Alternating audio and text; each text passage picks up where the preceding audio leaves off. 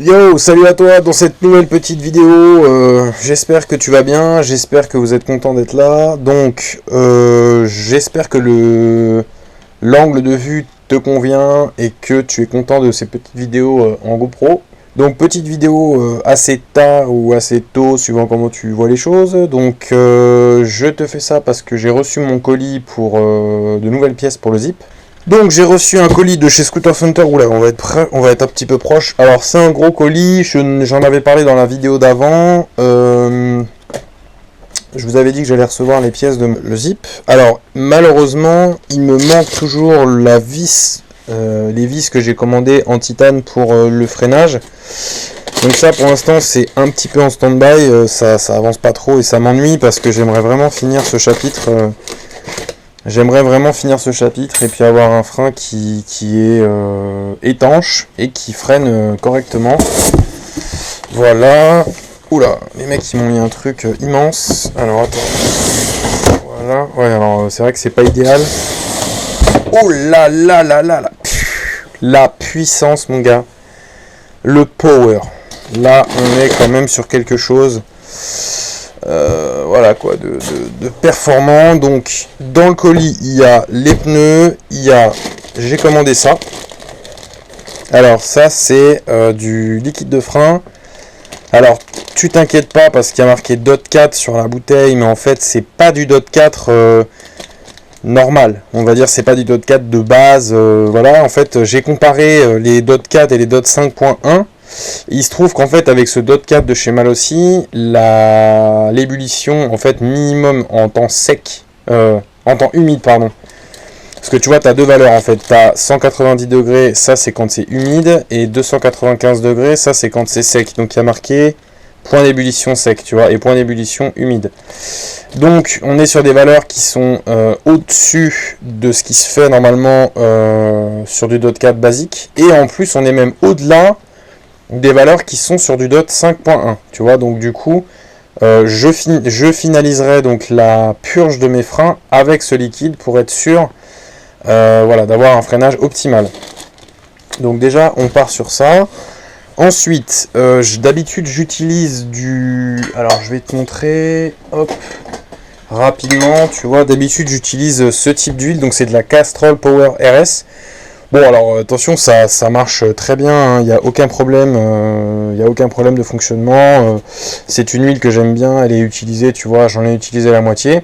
Mais pour pas me retrouver en rade au cas où j'aurais une galère, enfin au cas où je pisterais beaucoup et j'utiliserais beaucoup d'essence et voilà, je me mettrais sur le meeting à utiliser pas mal de choses. En fait, ce qu'il faut que tu comprennes, c'est que j'achète des choses en conséquence de ce qui va se passer pendant le meeting. Donc tu vois, plutôt que d'arriver et puis de ne pas avoir ce qu'il faut et de me retrouver coincé en fait en milieu de journée ou en milieu de week-end, je préfère anticiper, quitte à avoir un petit peu trop de matériel, plutôt que de me retrouver dans la merde et de devoir aller de stand en stand à essayer de quémander des choses. C'est pas mon truc, tu vois, moi ça m'intéresse pas. Donc voilà, je préfère avoir tout ce qu'il faut. Là j'ai repris des pneus en plus, alors j'ai déjà deux PMT en M avant-arrière qui fonctionnent, hein, qui ont l'air d'être bien. Mais le problème c'est que je voulais vraiment partir sur des pneus qui sont tout neufs, parce qu'en fait à chaque fois que je fais de la piste, j'utilise des putains de pneus qui sont déjà utilisés, que j'achète d'occasion, qui ont déjà chauffé, refroidi. Bref, c'est pas une bonne base en fait, c'est pas une bonne base pour vraiment pouvoir partir sur des réglages où tu sais d'où quoi tu pars, ou ce que tu fais et tout ça. Donc c'est un peu, voilà, je préférais partir sur des pneus qui sont vraiment tout neufs, ok. Donc du coup, pour être tranquille, j'ai pris de la Motul 800, donc de la 800 de chez Motul. Tout le monde a dit que c'était de la bombe, que ça marchait super bien, que c'était super cool pour la piste et tout, que c'était vraiment ce qu'il fallait. Donc du coup, tu vois, j'ai pris un bidon d'1 litre. Alors, je te conseille en fait vivement le site de chez Scooter Center, parce que, pourquoi ? Moi, tu sais, je suis un mec, ma chaîne c'est Nono Galère, tu vois, donc je suis un mec, c'est toujours une galère pour avoir les bonnes pièces, pour avoir les trucs qui coûtent pas trop cher, et j'essaye en fait de te donner des plans pour pouvoir faire de la piste le moins cher possible, en sécurité, de manière sérieuse, tu vois. Donc du coup, j'ai comparé pas mal de sites, et il se trouve que ils ont de la Motul 800 pour pas cher, enfin pour pas cher, quelques euros moins cher, tu vois, mais il faut bien comprendre que malheureusement tu vas en utiliser quand même beaucoup quand tu vas faire de la piste. Tu vas utiliser des litres et des litres d'essence, et au bout d'un moment, bah tu vois, l'huile de temps, ça finit par coûter quand même un petit billet. Donc voilà, avec ça, tu vois, ça te permet d'avoir de l'huile de qualité pour pas trop cher. Alors j'ai la facture qui va être normalement, je pense, en dessous des pneus.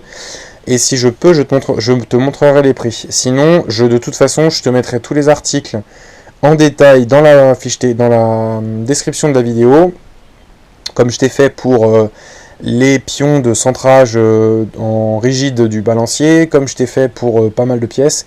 Voilà, donc du coup, tu auras toutes les infos, il n'y aura pas de problème. Donc voilà, ça c'est de l'huile de temps, tu vois, avec toutes les normes, enfin bref, je vais pas rentrer dans les détails, mais c'est une bonne huile, il n'y a pas de problème, tout le monde enfin, il y a plein de mecs qui s'en servent, voilà. Alors, qu'est-ce que j'ai pris d'autre? Donc, tu remarques qu'il y a d'autres pièces. Donc, il y a un clips que je vais utiliser parce qu'en fait, le clips que j'ai qui tient le roulement de mon moyeu avant, il fait un peu la gueule. En fait, il y a une des deux, un des deux œillets qui est cassé à la base. Et du coup, je peux pas serrer correctement le bordel, tu vois, donc enfin je peux pas le placer correctement, tu vois, donc du coup à chaque fois je galère avec un tournevis et tout ça. Voilà, donc je vais le virer, je vais mettre ça à la place parce que de toute façon tu changes pas de roulement tous les 4 matins, donc une fois que ça se sera placé, on sera tranquille et voilà, et au moins on est sûr. Et là j'ai pris une petite clé, donc c'est du BGM. On va la tester d'ailleurs tout de suite pour voir si mon achat est utile ou s'il est complètement con. Donc c'est en fait c'est une clé, tu vois, qui te sert. Donc ouais, si, c'est parfait. Donc c'est une clé, tu vois, qui permet en fait de serrer ou desserrer les bacs de suspension, tu vois. Alors j'aurais dû en prendre deux parce que bon, bref, c'est pas grave, mais j'aurais dû en prendre deux pour pouvoir faire contre-écrou. Ça coûte pas trop cher, franchement c'est l'une des moins chères que j'ai trouvé. Alors tu peux toujours te la fabriquer avec une grosse plaque en acier, tout ça. Mais l'avantage c'est que j'ai celle-là, j'ai le modèle du coup. Donc moi j'en retaillerai une autre dans une grosse plaque en acier. Et voilà, et du coup ça fera les clés de réglage pour les suspensions mal aussi. D'ailleurs si ça t'intéresse, je ferai peut-être une petite série de moins propres. Mais moi je les vendrais pas cher, tu vois, je les vendrais genre 5-10 balles, pas trop cher. Si ça t'intéresse, tu vois, tu me dis dans les commentaires. Et puis je ferai peut-être une petite série, tu vois, après mon boulot, le week-end, si j'ai le temps, j'en ferai quelques-unes. Et puis je vous les enverrai, si ça intéresse certains parmi vous. Voilà. Donc, la clé, donc voilà, donc ça c'est bon. Alors non, il n'y a pas la facture, donc à mon avis, je pense que la facture, ils ont dû me l'envoyer par internet. Donc voilà, tu vois, donc ça c'est du PMT H, donc hard, ça va. Alors, tu vois, en fait, ce qu'il faut que tu saches, c'est que sur les zips, il y a deux dimensions de pneumatiques différentes. Il y a une dimension pour les pneus arrière et une dimension pour les pneus avant. Donc à l'arrière, on monte du 185 par 10. Ok? Donc tu vois là, tu as l'étiquette. Bon, eux, ils mettent front très hard, mais en réalité, en fait, ça se monte plus à l'arrière qu'à l'avant, hein, en général. Donc tu vois, c'est super beau, tu as le petit liseré du truc tout neuf. Voilà, c'est superbe. Le premier et le deuxième, donc, c'est un PMT-M qui, lui, donc, la dimension, c'est du 90-90 par 10. Ok? Donc tu vois, ils ont été stockés, même là, je vois que finalement, ils ont un peu bleui aussi, tu vois, donc voilà. Donc en fait, ils sont... Bon, c'est normal, mais voilà. Au moins, là, je sais que je pars sur des pneus qui n'ont jamais servi. Et puis on fera des photos genre en mode beau gosse, voilà, pour se la raconter un peu, tu vois, ça c'est cool. Non, je rigole, je m'en fous complètement. Voilà. Donc, on va fermer ça. Alors le zip en ce moment, qu'est-ce que je fais? Donc j'ai branché la batterie sur un chargeur parce que j'ai l'impression que ma tension elle est vraiment basse. Alors j'ai fait le contrôle avec mon testeur. Et oui, effectivement, je me suis rendu compte que la batterie, elle était à 8 volts. Donc, normalement, c'est du 12 volts. Alors, j'espère qu'elle n'est pas morte. Si elle est morte, au cas où, j'en ai quand même une deuxième, tu vois, qui est là. C'est Nitro, donc c'est une batterie de base, voilà. Donc ça, c'est une batterie avec entretien. Tu vois, ça, c'est sans entretien parce qu'elle est complètement fermée. Et ça, tu vois, c'est une batterie genre avec entretien. Donc, mais elle est toute neuve, j'ai jamais rempli, j'ai jamais chargé. Donc je pense que si avant le meeting je vois que la batterie j'arrive pas à récupérer le bon voltage dessus, bah celle-là je la remplirai avec ça. Tu vois, donc tu peux l'acheter en... Désolé. Donc voilà, ça, les batteries comme ça avec entretien, tu les remplis avec ça, avec de l'acide sulfurique, ok? Donc attention parce que c'est corrosif, c'est très dangereux pour les doigts, la peau et tout ça, donc fais attention quand tu manipules ce genre de produit.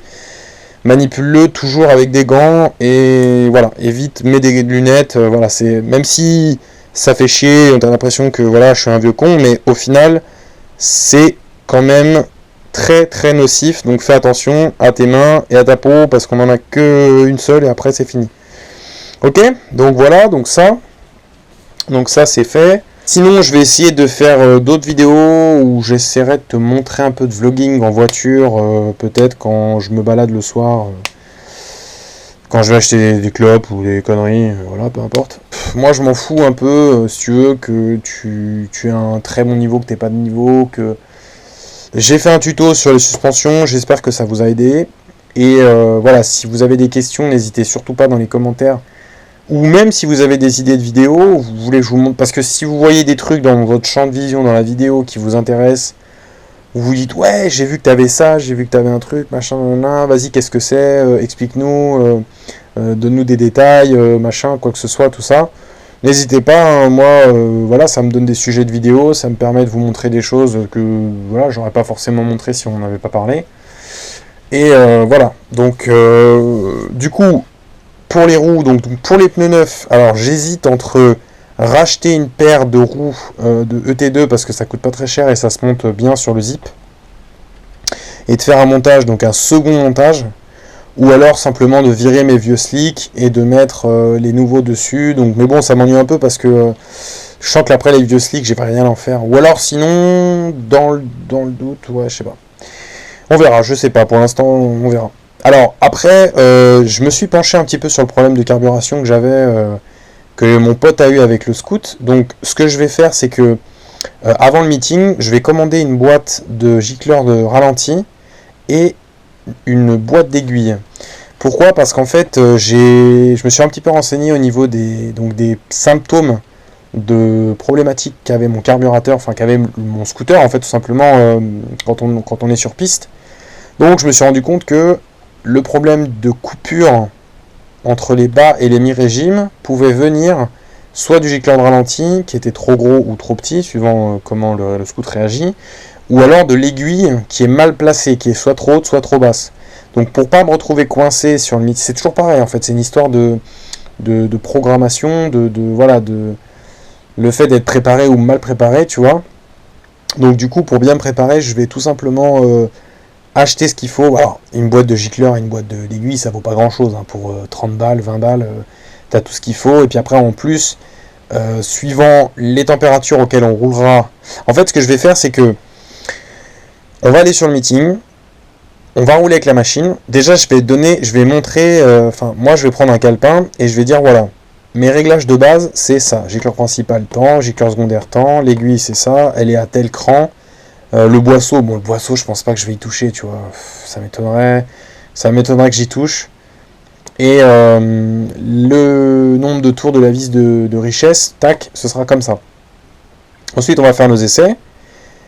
Et ce que je vais faire, c'est que je vais regarder la température qu'il fait. Donc, il fait, par exemple, 25 degrés, tel taux d'humidité, tu vois.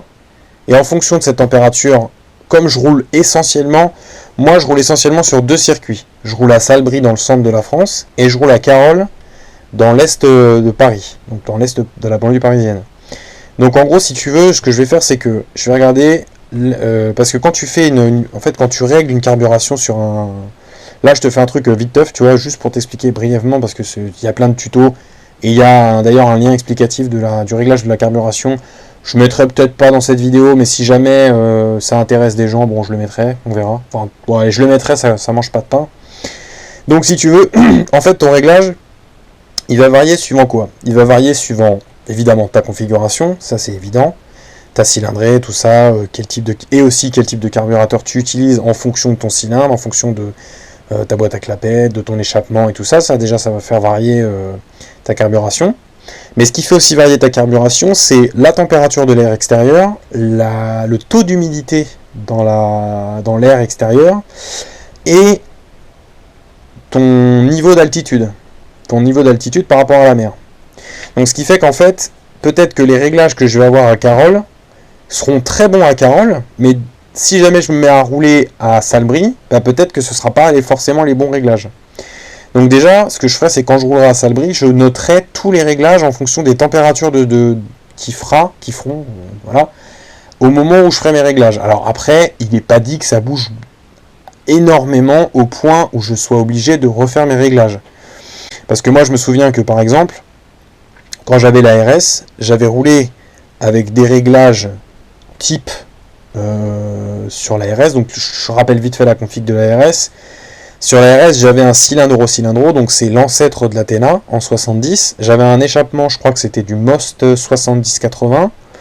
Et j'avais un carburateur, c'était une réplique du Kane de chez AliExpress, tu vois, donc c'est un truc chinois. Ça marchait très bien, il n'y avait pas de problème, donc c'était pas non plus la panacée, mais ça marchait très très bien.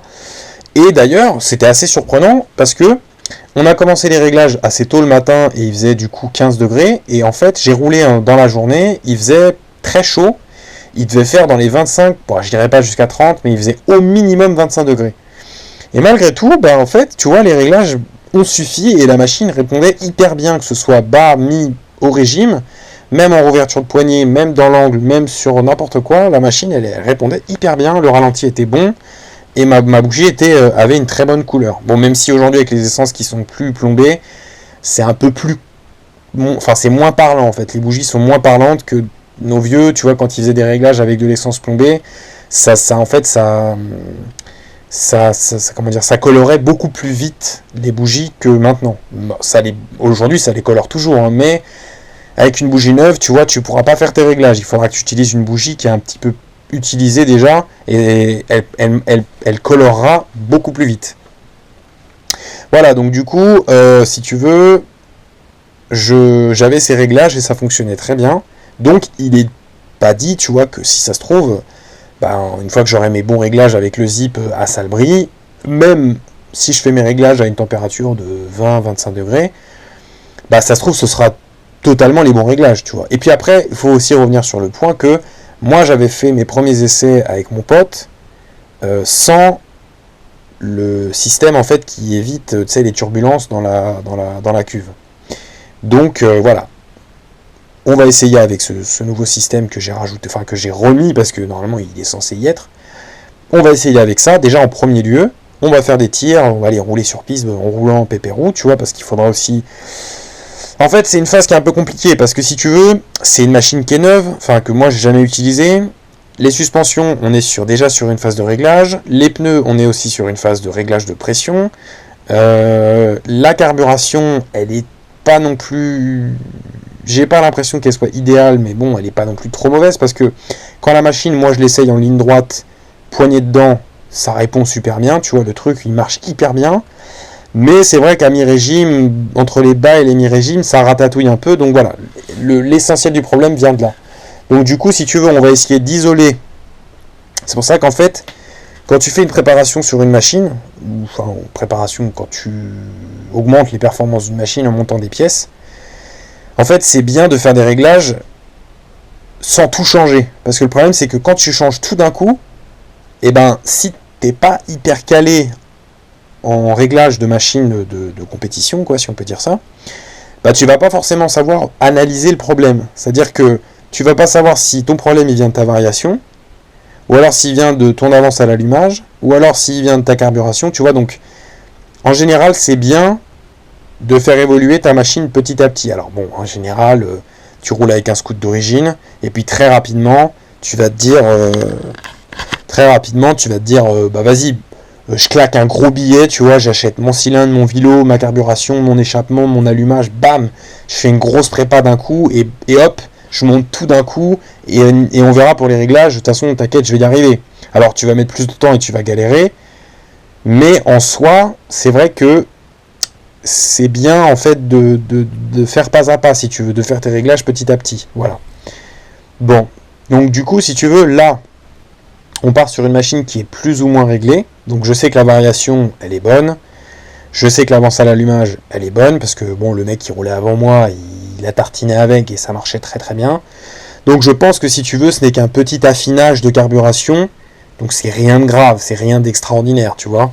Mais voilà, donc quand même, parce que mine de rien, le fait que ce phénomène arrive en courbe, bah c'est quand même relativement dangereux. En fait, c'est ça le problème, c'est que si tu veux, quand tu es en courbe et que tu es à la sortie du virage et que tu te mets à ouvrir et que ça coupe et que ça rouvre d'un coup, t'as vite fait de te mettre au tas, tu vois. Donc c'est vraiment, c'est chiant, tu vois. Je préférerais avoir une variation qui gueule, mais une carburation qui est au top, plutôt que le cas dans lequel je suis actuellement. Donc c'est un peu, bon, c'est un peu casse-couille. Bon, après, t'inquiète, on va trouver la solution, il n'y a pas de problème. De toute façon, tu sais, en un après-midi, même ne serait-ce qu'en 1 heure ou 2, je pense que les réglages, on va les trouver vite teuf. Et puis après, voilà, je vais rouler, et puis après, on n'en parlera plus, quoi. Mais voilà, donc du coup, là, on est le 20 juin, donc il me reste à peu près un mois pour totaliser donc la monte des pneus, le bon réglage des suspensions final, parce que tu as vu, je t'ai montré, mais c'est pas totalement terminé. Et voilà, et puis essayer d'optimiser un petit peu. Alors, il faut que je fasse encore mes trop-pleins pour le radiateur d'eau et aussi pour le carburateur. Donc c'est bon, c'est des détails, hein, c'est pas grand chose. Voilà, je vais essayer de trouver des petits récupérateurs, des trucs un peu simples. Et comme ça, on va pouvoir rouler tranquillement. Donc voilà. Donc bref, au final, ce que je voulais te dire, c'est que sur la chaîne, je vais essayer de m'efforcer de vous donner des bons plans pour des slicks et des pièces pas trop chères, parce qu'en fait, j'ai remarqué que bon, soyons clairs, le nerf de la guerre, c'est toujours l'argent dans les sports mécaniques. Et en fait, le plus gros budget que tu vas passer dans ta machine, ça va être le carburant, l'huile, les pneumatiques, et on va dire de manière un petit peu plus secondaire, ça va être les pistons, même si c'est quand même un putain de budget. Mais bon, sur une config comme la mienne, ça va. Tu vois, en fait, dès que tu vas passer sur de la très grosse cylindrée, où il y a de gros efforts qui vont être mis sur le cylindre, et ben là tu vas faire des pistons un petit peu plus fréquemment. Moi c'est pour ça que j'ai fait le choix de rester en 70, parce que du coup ça te permet de beaucoup rouler sans forcément être constamment en train de changer de piston, de changer de cote et tout ça. Donc bref, c'est un peu galère, tu vois. Donc du coup moi je suis resté sur un 70 qui comprime pas trop, parce que c'est bien de comprimer à 16.1 si tu fais du run, mais en piste ça sert à rien, tu vois. Déjà parce que en fait ce qu'il faut comprendre, c'est que en run, c'est vraiment, on cherche la performance actée sur un départ arrêté. Alors que sur piste, il y a énormément de choses qui rentrent en compte. Et c'est pas forcément une machine hyper puissante qui te mènera à la victoire. Alors, c'est le cas quand tu tournes en championnat et que tu es super fort et que tu as une énorme expérience. Mais pour moi, quand tu débutes la piste, ce qu'il te faut, c'est une machine en fait qui est vraiment, on va dire que c'est une machine qui est polyvalente. C'est-à-dire que c'est une machine onctueuse, qui reprend ses tours pas violemment, qui, tu vois, qui a un comportement moteur en fait qui est exploitable. Voilà. C'est-à-dire que c'est bien d'avoir un monstre dans les mains, mais si à chaque sortie de courbe, tout ouvre en grand et la machine elle se met de travers, tu vas pas kiffer, tu vas avoir de l'appréhension et au final tu vas rien faire. Tu vas pas réussir en fait à avoir une conduite fluide. Donc c'est pour ça que moi, si tu veux, je suis resté sur un Team 1. Alors plusieurs fois, je me suis dit, vas-y, dès que j'ai le budget, je passe sur un 70 FL, je passe sur un R&D, je passe sur un Roost, je passe sur en restant en 70. Hein. Mais d'un autre côté, je me dis, voilà, j'ai pas beaucoup d'expérience de piste, donc c'est une erreur. À mon avis, c'est une erreur de faire ça, parce que tu vas te retrouver avec une machine qui est hyper puissante, incontrôlable, en sortie de courbe qui va être violente. Si t'as pas l'habitude d'avoir une machine comme ça dans les mains, sur piste, parce que oui, hein, entre conduire ça dans la rue et conduire ça sur piste, déjà c'est deux univers différents. Hein. T'as pas les mêmes pneus, t'as pas les mêmes configurations de suspension, les virages c'est pas du tout les mêmes. Voilà, donc le bitume n'est pas le même, ça n'a rien à voir. Hein. Donc faut pas comparer la rue et le circuit, c'est deux choses différentes. Hein. Ce qu'il faut bien comprendre, c'est, alors je parle pas pour les mecs qui habitent dans des régions où il y a des cols et tout, là où effectivement bon. C'est vrai qu'il y a quand même une préemption à la piste, enfin, au pilotage qui est peut-être un peu plus importante que chez nous quand on habite en banlieue ou tu vois sur Paris et tout. Mais voilà, ce que je veux dire en gros, c'est que si tu veux, c'est bien d'avoir une machine qui est exploitable au maximum pour bien prendre tes marques, pour bien évoluer en fait dans ta posture de piste, dans tes freinages, dans tes réaccélérations, dans ton positionnement sur la machine et tout ça. Donc l'habitude de dire voilà, elle marche comme ça, elle reprend comme ça, quand je suis comme ça, elle rouvre comme ça, voilà, tu t'habitues. Et une fois que tu es bien habitué et que tu vois que tu commences à stagner parce que la puissance elle est là, mais c'est plus suffisant, là tu passes sur un cylindre plus puissant, tu vois. Et en fait, tu auras déjà les armes pour pouvoir vraiment exploiter la machine, tu vois. Parce que le problème, c'est que quand tu débutes la piste, tu n'as pas les armes. Tu ne connais pas, tu te connais pas toi-même, tu ne connais pas la machine.